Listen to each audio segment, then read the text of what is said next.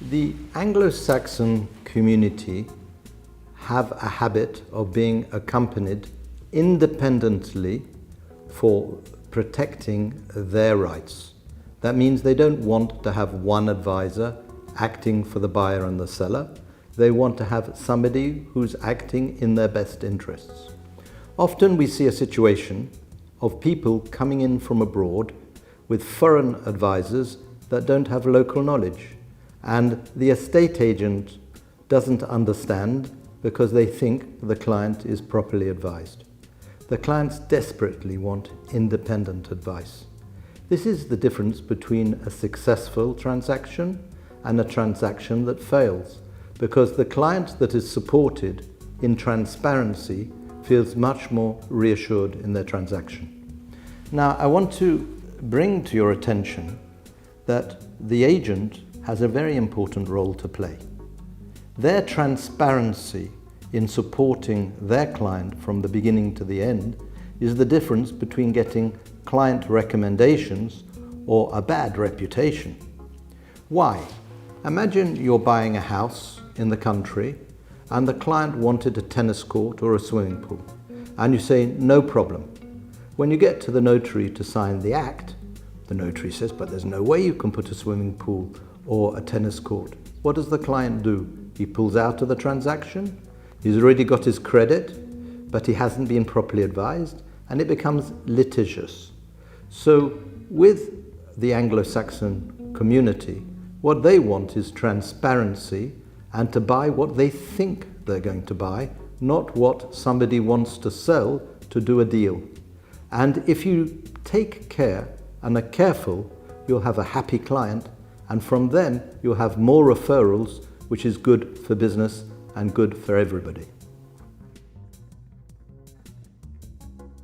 Basically, when you have this foreign client, there are people like us who have lived here for a number of years and have formed around us our own staff who could be Francophile, but to give them the understanding of the English culture. It's no good just going to a foreign advisor or say the client's already advised, because often that foreign advisor doesn't have the local know-how, is not up to date, and doesn't understand exactly the best circumstances. I could give you a million of examples, but we don't have time for that today.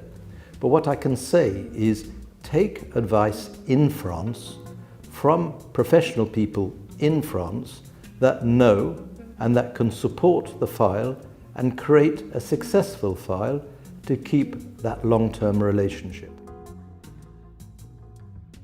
There's a very important thing to understand, which I found when I first came to live permanently in France many years ago, unfortunately I'm that old, is that the compromis de vente or the promise de vente has suspension clauses, as does the offer of credit, which basically means you can block a transaction with a seller.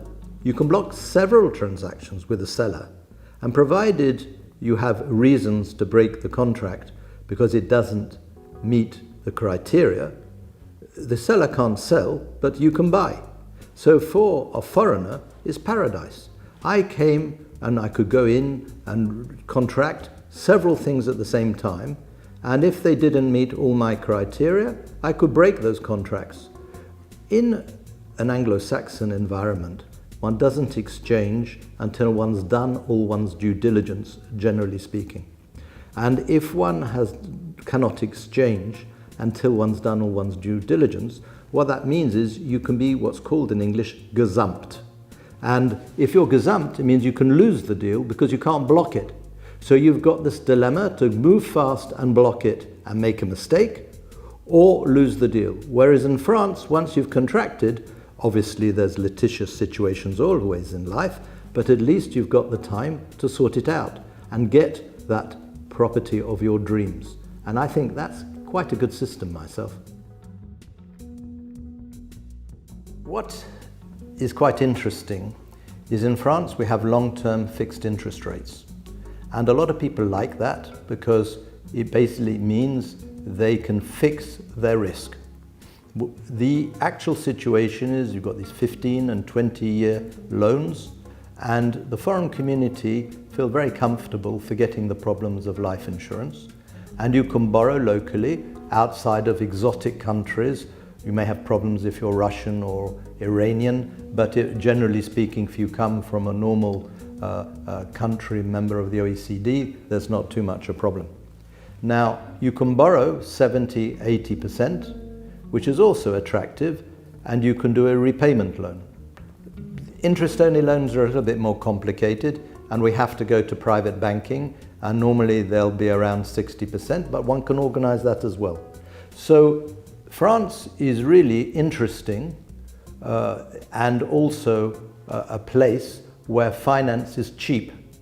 That's attractive, because when you go into Anglo-Saxon countries, and I'm not talking about America, I'm more talking about the United Kingdom, loans are short-term and vary, and though they're short-term fixed, if you have short-term fixed, they're variable and you're exposed to risk. So this is quite a comfortable position to be in outside of foreign exchange risk. Brexit is a big mess because the foreigners now, the British foreigners, have to have a residence card and have to apply for a residence card if they're in France for more than 3 months. If they're not working, that shouldn't pose a problem, but it's something that needs to be done. They're stamping British people's passports at the customs now because they're no longer part of Europe.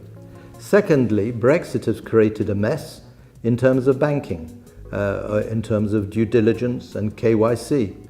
Brexit has created complications in terms of importing your favorite food. But these things will resolve in time, and we're actually seeing more British people buying them before because Brits love France and they want to be here. They enjoy it here.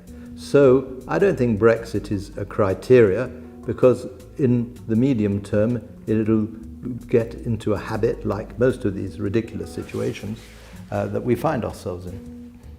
Also, one shouldn't forget the problems of social security, but that's something we haven't got time to discuss now and is not a property issue.